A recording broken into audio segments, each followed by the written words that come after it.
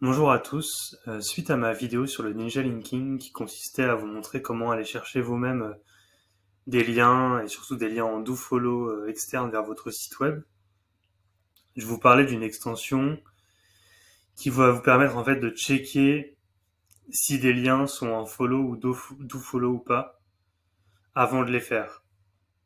Donc cette extension-là, on la trouve très facilement sur le Chrome Web Store en tapant follow no follow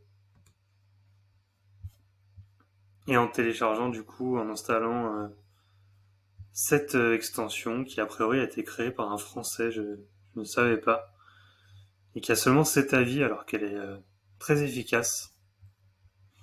Donc une fois que vous avez installé cette extension Chrome, je ne vais pas vous apprendre comment, mais si vous ne savez pas le faire, vous pourrez rapidement trouver des tutoriels sur Google. Vous avez votre extension qui est ici, et qui va vous permettre en fait soit de highlight, soit en gros de surligner, là ça va être entouré en rouge, les liens quand ils sont en nofollow, soit les dofollow qui seront en vert. Et je vais vous montrer du coup deux exemples. Donc ici, sur cet espace commentaire là, si j'highlight les nofollow, je vois qu'Aline qui avait fait un lien vers son site alinedupont.fr dans son pseudo du commentaire, a en fait fait un lien en nofollow. Bon, c'est pas tout à fait nul puisque c'est aussi bien d'avoir quelques liens en nofollow, mais c'est pas ce qu'on va préférer.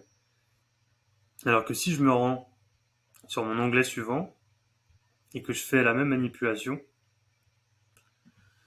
ici, quand j'highlight en nofollow, ça ne fonctionne pas. Par contre, quand j'highlight en dofollow, sont entourés en vert le nom de certaines personnes qui, là, on voit, Catnat a fait un lien vers son site evencanwait.fr apparemment.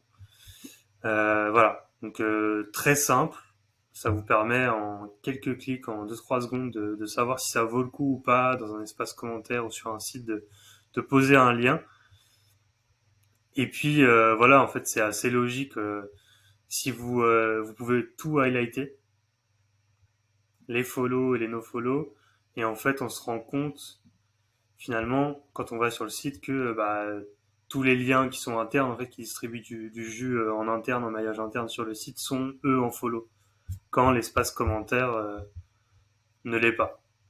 Ce qui est assez logique et ça va être là toute la difficulté du ninja linking à aller chercher des forums, des espaces commentaires, des fiches de site où les liens sont bien en dofollow et vous aurez du coup maintenant cette extension là pour le vérifier.